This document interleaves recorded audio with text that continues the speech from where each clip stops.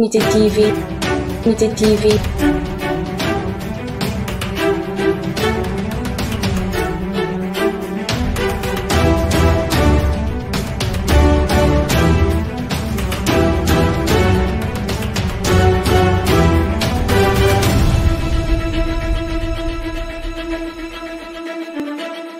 Nité TV. Bonjour, chers suiveurs de la chaîne Nité TV. Donc, nous avons aujourd'hui l'honneur de vous présenter notre première émission du nom de Parcours d'un leader. Aujourd'hui, nous avons, je dirais, le plaisir de recevoir des jeunes qui font partie d'un groupe du nom de Océan de mots, qui ont écrit un livre extraordinaire sur lequel on va débattre aujourd'hui, sur lequel on va discuter. Donc, des jeunes leaders, puisque le thème de cette émission, c'est de présenter les jeunes leaders. Donc, aujourd'hui, nous avons le plaisir de recevoir M. Cissé, donc, qui est le coordonnateur du groupe Océan de mots. Donc, bon, je vais laisser M. Cissé le temps de se présenter. Merci pour l'invitation. Comme vous l'avez dit, je me nomme Sertian Cissé. Je suis coordonnateur du groupe littéraire Océan de mots, un groupe littéraire composé de jeunes lecteurs, mais aussi auteurs, passionnés de la littérature. Et c'est dans ce sens-là qu'on a écrit et publié ce recueil poétique composé de 72 poèmes écrits par 20 auteurs dans Océan de mots, également édité par Édition Gorée et préfacé par Moussa Faye, orateur. D'accord. Donc, avant de venir à ce point-là, sur lequel on va parler de la personne qui a préfacé votre livre, donc la première question qu'on a aujourd'hui à vous poser, c'est de savoir comment vous est venue l'idée de créer votre groupe Océan de mots. L'idée de créer Océan de mots, tout d'abord, revient à l'aspect, je dirais, de l'engagement citoyen, mais aussi de la détermination et de l'amour de servir à son pays. Parce qu'on s'est dit, pourquoi pas regrouper des jeunes qui partagent les mêmes passions, ou bien la même passion que nous, c'est-à-dire l'écriture. Parce que souvent, c'est très difficile de voir quelqu'un qui écrit et qui publie. On s'est dit, pourquoi pas essayer de s'entraider, de se former ensemble. On a organisé beaucoup de séminaires de formation entre nous-mêmes, sans l'aide de personne, je dirais, mais entre nous-mêmes, avec nos faiblesses, avec nos forces, de faire des recherches sur le net, de descendre sur le terrain. Et c'est à partir de ces connaissances-là qu'on a pu avoir une équipe forte, déterminée, qui a toujours ses faiblesses, oui, mais qui a aussi ses forces et qui essaie de faire connaître ça au monde. Et c'est dans ce sens-là qu'on a créé aussi. Que vous avez créé Océan de mots. Donc, bon, dans toute création de groupe, il y a un socle. Il y a des gens qui ont promulgué l'idée et après qui ont appelé d'autres personnes. Donc, bon, pouvez-nous nous parler des premiers jalons donc, de la création de votre groupe? Oui, le groupe a été créé le 19 mai 2020. À ses débuts, il y a Fatou Saldiagne et moi qui ont eu l'idée de créer Océan de mots. Après création, d'autres sont venus. Je ne veux pas citer de nom, sinon je vais me tromper peut-être. Mais en fait, après la création, des vagues de personnes sont venues et chacun a donné le maximum, et je dirais même le plus même qu'il a, comme Abdoulaye Gueye, comme Moussa, comme Bassou, comme Babino et d'autres. Et il y a des personnes qui sont venues récemment intégrer le groupe, mais qui ne dorment même pas, qui à chaque fois essaient de se surpasser, de proposer de nouvelles idées. Et je dirais même que ce n'est plus une affaire de qui l'a créé ou bien qui est au début, mais une affaire de famille. Parce qu'il y a des personnes qui à chaque fois essaient de tout faire pour rendre le groupe beaucoup plus meilleur et beaucoup plus performant. Ok. Donc, y a-t-il des critères d'adhésion au groupe? Bon, les critères, je dirais aimer la lecture déjà, et aussi être respectueux et savoir donner sens je dirais, au contenu intellectuel, mais aussi à la production intellectuelle. C'est-à-dire, on bannit tout ce qui est plagiat. Okay. C'est vraiment interdit là-bas. Je vais utiliser ce terme. Et donc, voilà, c'est ça. Donc, si je comprends bien, donc, le groupe, lorsque vous avez créé le groupe c'est un groupe littéraire. Les scientifiques, sont-ils exclus? Non, même pas. Il y a des scientifiques qui écrivent des poèmes beaucoup plus carrés, même, je vais dire. Il y a beaucoup de poètes, en fait, qui sont scientifiques en même temps que littéraires et qui écrivent des poèmes bien faits. Okay. D'accord. Donc, bon, votre groupe, c'est un groupe d'étudiants ou bien il y a des gens qui sont dans le groupe qui sont au niveau des lycées?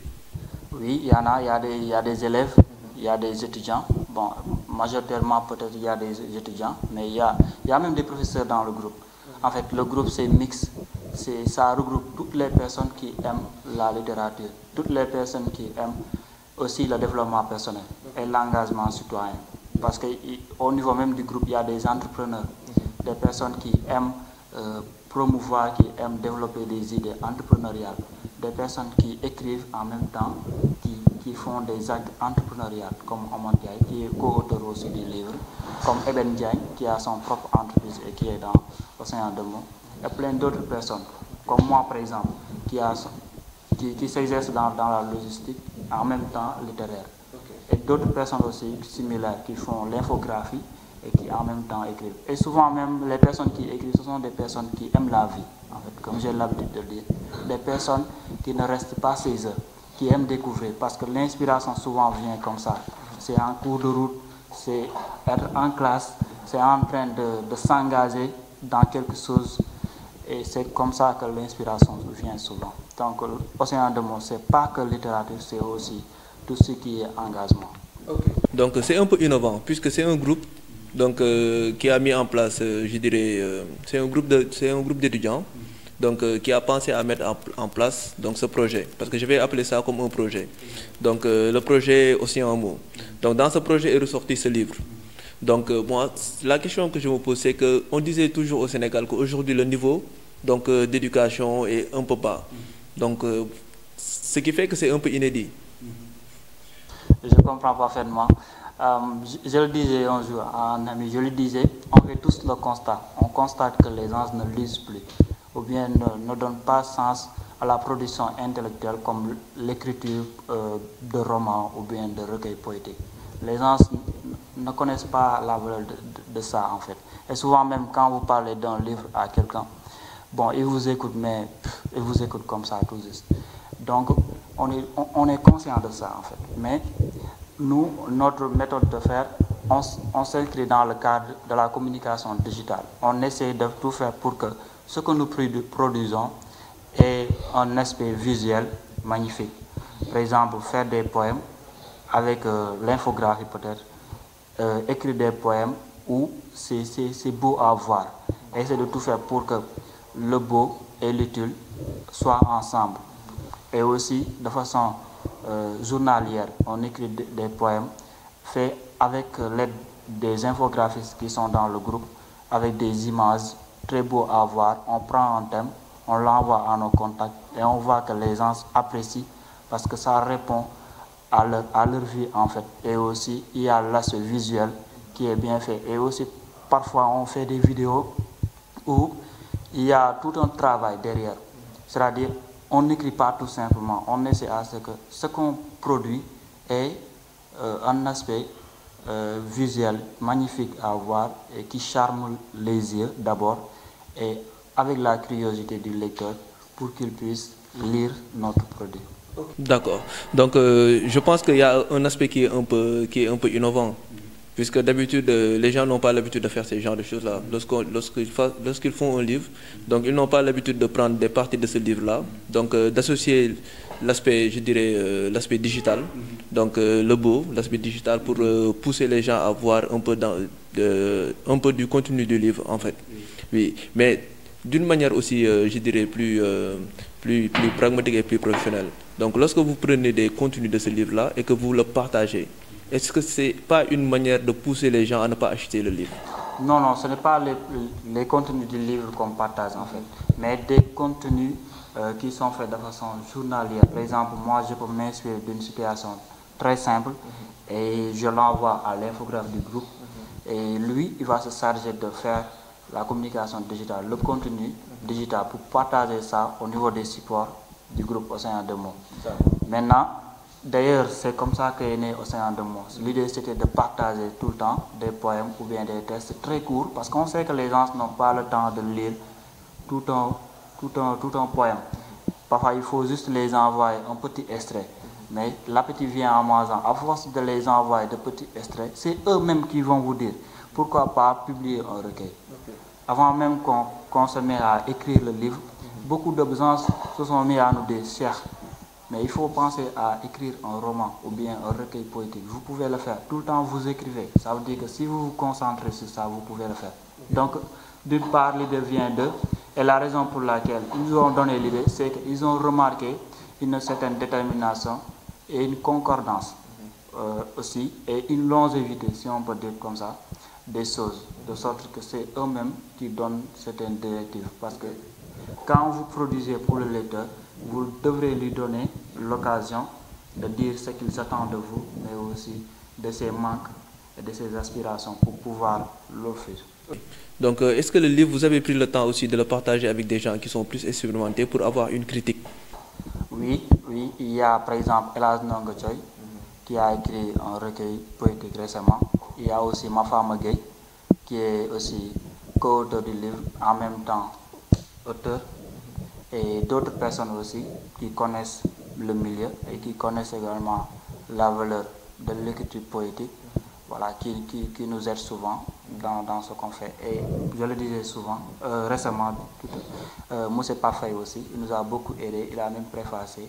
Et avant qu'on imprime ou bien qu'on édite même, il nous a beaucoup aidé sur les formes, sur le fond également. Du coup, c'est un travail de longue durée en fait. Un travail de longue haleine. Oui. Donc, concrètement et sincèrement, quels sont les retours que vous avez eus par rapport au livre? Le livre est sorti depuis le 7 novembre. 7 novembre 2021. 2021. Donc, on peut dire qu'il n'a même pas encore fait un mois.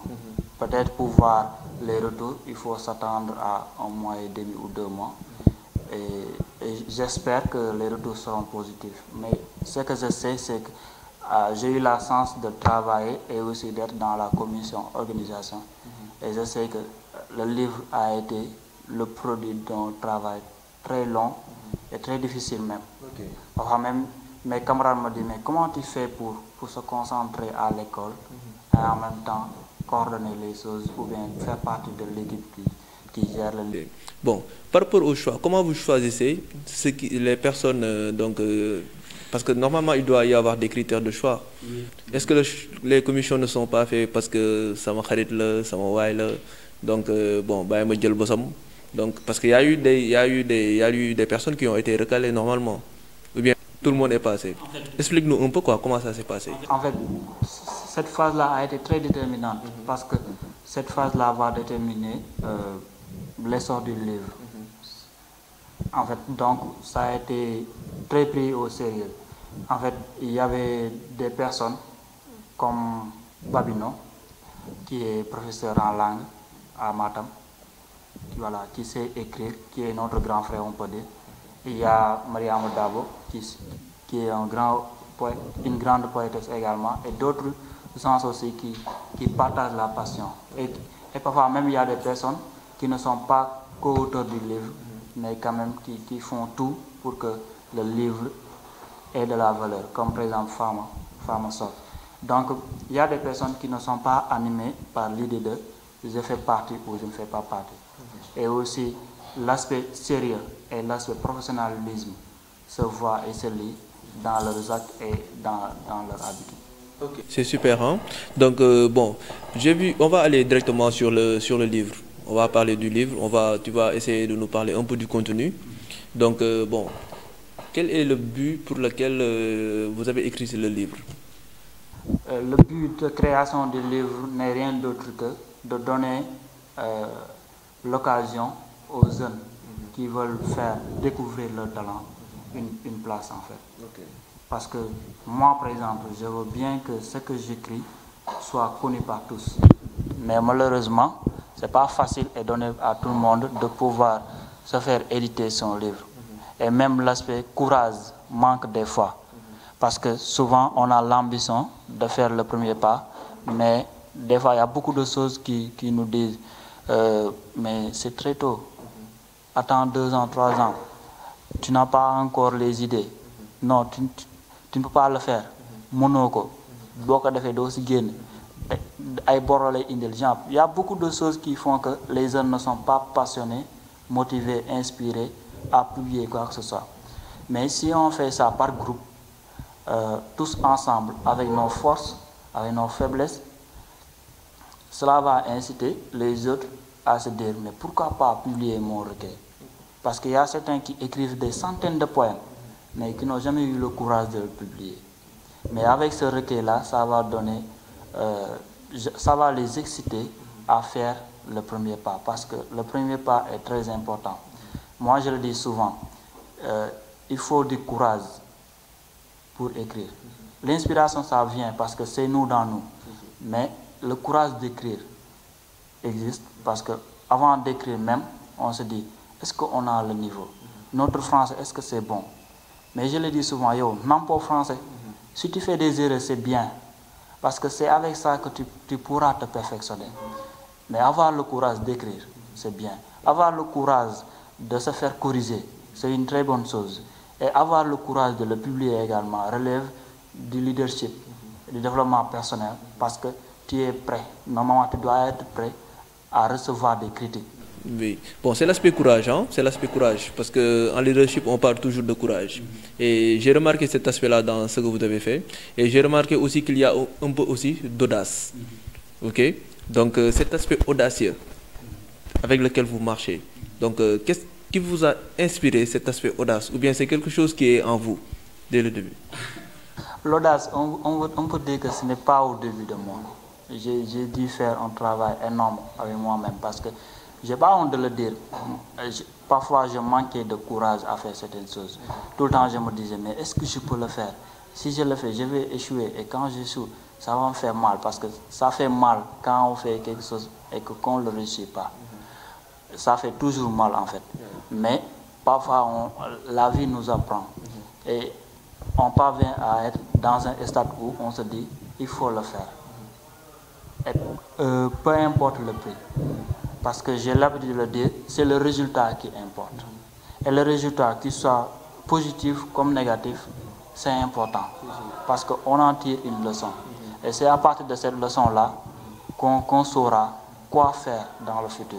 Donc, cette leçon-là de la vie que j'ai appris de mes amis, des personnes de mon entourage, m'a forgé en fait. C'est pourquoi je dis souvent aux gens qui disent, cher, je veux écrire, mais je n'ai pas le courage. Si je publie, on va me critiquer. Je leur dis, mais à mes débuts, moi, j'écrivais, je ne publiais jamais. J'avais peur qu'on me critique. Mais après, je me suis dit, mais qu'est-ce que... Les critiques, c'est quoi? Une personne qui te critique, c'est une personne qui te tire et qui t'amène vers le haut, en fait. Une personne qui te dit, ce que tu as fait pourrait être bien fait, c'est une personne qui te dit, la prochaine fois, il faut le faire comme ça. Mais Dieu t'a donné une raison pour réfléchir. À chaque fois, tu essaies de voir ce qui n'a pas marché et que tu t'accordes le temps et la possibilité de le corriger. Et c'est ça qui fait le charme de la vie. Oui, ça c'est clair. Donc, bon, moi j'ai remarqué que d'habitude, déjà que vous êtes très jeune, ça c'est un premier critère. Déjà qu'au Sénégal, être jeune, c'est être jeune et vouloir écrire un livre. Donc c'est quelque chose que la société, des fois, donc la société n'accepte pas la majeure partie du temps. Quand je dis n'accepte pas, ça veut dire qu'il y a beaucoup de préjugés lorsqu'on est jeune et qu'on doit écrire quelque chose. Parce qu'on dit toujours que tu n'as pas encore les capacités et les compétences. Il faut prendre le temps d'étudier, donc de mieux affermir ses études, donc pour pouvoir écrire quelque chose. Et beaucoup de jeunes ont des idées, mais la majeure part du temps, donc ils ont peur d'écrire. Parce que déjà, c'est un critère, ce sont des préjugés de la société qui les poussent à se rétracter chaque fois. Bon, moi, personnellement, j'ai fait la série L. Donc, d'habitude, la majeure part des gens que je fréquentais, donc les jeunes, la majeure part du temps, c'était des jeunes qui ne pensaient même pas, à écrire. Et durant tout mon cursus, je n'ai pas rencontré de jeunes âgés entre 18, 19 ans jusqu'à 24 ans qui pensaient à écrire un livre. Donc, ce qui fait que c'est un fait qui est un peu inédit. Donc, bon, c'est la raison pour laquelle je te pose la question à savoir, chez toi, dans ta maison, lorsqu'ils ont su que tu étais en train de préparer un livre avec des amis, qu'est-ce que les membres de ta famille t'ont dit et tes amis, les gens avec lesquels tu t'accompagnes, qu'est-ce qu'ils t'ont dit? Bon, en fait, ce n'était pas une surprise pour eux. Parce que, dès le début, ils ont remarqué que j'étais animé par l'écriture. Mais ce qui est sûr, c'est que c'est pas facile, comme vous dites. Parce que dès le départ, parce qu'il faut remonter à la création du groupe Océan de Mots. À ce début-là, c'était pas facile, c'est moi. Parce que ma mère me regardait de l'œil, tu ne gaspilles pas ton temps sur les réseaux, j'espère. Mon père me disait, qu'est-ce que tu fous avec ton portable? Ils ne comprenaient pas, en fait. Mais après, c'est eux-mêmes qui me parlent du livre. C'est eux-mêmes qui me parlent d'Océan de Mots. Un jour, par exemple, mon père m'a dit au téléphone, et votre groupe-là se porte comment? Je n'avais pas compris. Et il a incité pour dire Océan de Mots. Ah, Océan de Mots. J'étais très heureux de voir que mon père suivait ce que je fais. Mais je sais que ce n'est pas facile parce que, comme vous dites, certaines personnes ne connaissent pas, comme j'ai dit tantôt, la valeur d'un recueil poétique, ni même d'un roman. Mais c'est à nous, auteurs, de les faire comprendre que cet écrit-là a de la valeur. Il y a beaucoup de mots qui ne sont pas de l'aspect financier, mais de l'aspect mental. Et par le biais de l'écriture, on peut assister à une personne pour qu'elle puisse élever sa pensée et aller mieux. Parfois, on se réveille avec une baisse de motivation, et avec beaucoup de mots et avec beaucoup de souffrance et tout, mais lire nous permet de s'évader et d'aller dans un autre univers. Malheureusement, au Sénégal, comme partout d'ailleurs, c'est l'aspect financier qui domine. Ouais, c'est clair. À chaque fois, on est inspiré à avoir de l'argent, on n'est jamais inspiré à s'instruire. Donc, nous, en tant que poètes, bien vrai que notre espace de communication est très réduit, mais c'est à nous de faire bouger les choses. Je dis souvent, quand tu ne peux pas atteindre l'excellence, il faut devenir l'excellence. Donc, quand tu n'as pas l'occasion de faire connaître le charme de l'écriture, c'est à toi de devenir le charme même. Et à partir de toi-même, faire connaître les gens ce que tu écris. Donc, quand tu ne peux pas être l'excellence, il faut devenir l'excellence. Donc, c'est un mot qui est très important. Super. Donc, bon, le livre. Vous avez dit que, bon, le livre, les recueils, donc, parlent sur des thématiques sociales. Quelles sont les thématiques sociales qui ont été abordées, les thématiques sociales qui ont été abordées dans le livre? Par exemple, les familles, la famille, aussi l'engagement citoyen, aussi des thèmes de développement personnel, par exemple le courage aussi, la détermination. Et il y a aussi, parce que le livre est composé de deux parties, vague lyrique et vague France. Vague lyrique, le poète, on lui donne l'occasion de s'exprimer. Parce que souvent, dans nos traditions, l'enfant n'a pas beaucoup de mots à dire. Par exemple, dans les familles, l'enfant, on dit juste khalela. Mais on ne lui donne pas l'occasion de s'exprimer. Donc, dans ce recueil, on donne l'occasion au poète de s'exprimer librement. Et dans la seconde partie, appelée Vague France, on lui demande de s'engager. Parce que aussi, un poète, c'est quelqu'un qui prend une position, mais une position qui s'aligne toujours avec la population. Ou même de dire ses idées de façon honnête. Et c'est pourquoi dans la seconde partie, il y a un réel engagement qu'on y voit. Voilà. D'accord. Donc, quel est votre engagement vis-à-vis de l'emploi des jeunes, vis-à-vis de la formation, donc l'amélioration des conditions des études des jeunes? Quels sont vos positionnements par rapport à ça? Comme disait Nelson Mandela, l'éducation c'est l'arme la plus puissante pour changer un pays. Aujourd'hui, pour changer le Sénégal, il faut penser à rendre beaucoup plus performante l'éducation. Et malheureusement, au Sénégal, l'éducation n'est pas très bien encadrée, pour ne pas dire bien prise au sérieux. Et c'est à nous toujours aussi de faire savoir cela, pour que l'État, les bonnes volontés, puissent participer au rayonnement de l'éducation. Et mon opinion par rapport à ça, c'est que les jeunes eux-mêmes doivent se former. Par exemple, essayer à tout prix de se former à travers les téléphones portables. Aujourd'hui, il y a des sites qui offrent un cadre propice pour se développer dans n'importe quel domaine. Il y a des podcasts, des audios qui peuvent nous aider quand même à développer nos compétences à travers le portable toujours. Donc on peut le faire. Si l'État ne donne pas tous les moyens, c'est à nous aussi de se donner les moyens. Parce que la connaissance, quoi qu'on puisse dire, c'est un peu accessible. En fait, pour ceux qui l'ont, ils doivent à tout prix quand même de conquérir des connaissances à travers ce canal-là. Je pense que l'entrepreneuriat ne demande pas de diplôme. De diplôme, c'est super, super. Donc nous sommes à la fin de cette émission. Donc bon, on va vous montrer le livre. Voici le livre Océan de mots. Donc c'est un livre qui a été écrit par des jeunes de partout du Sénégal, de toutes les régions, des jeunes venant de beaucoup de différentes universités, puisqu'il y a des jeunes de l'université Cheikh Anta Diop, de l'université Gaston Berger et d'autres universités. Il y a aussi des jeunes venant des écoles de formation, si je ne me trompe pas.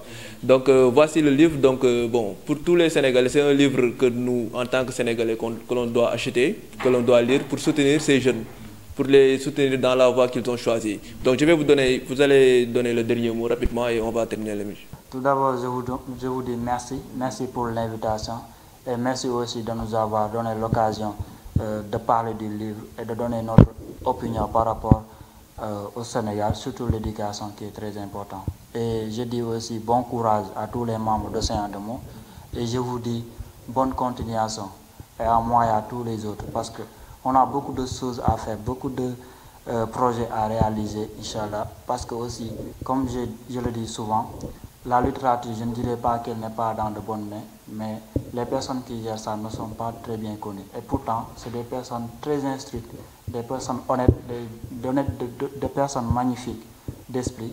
Et donc, c'est à nous de rendre l'écriture et la littérature beaucoup plus rayonnante et donc on a du pain sur la planche.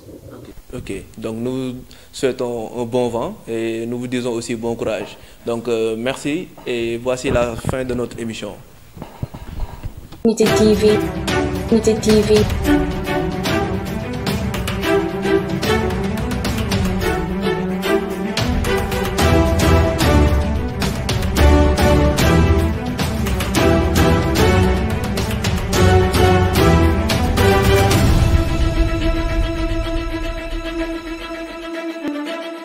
Unité TV.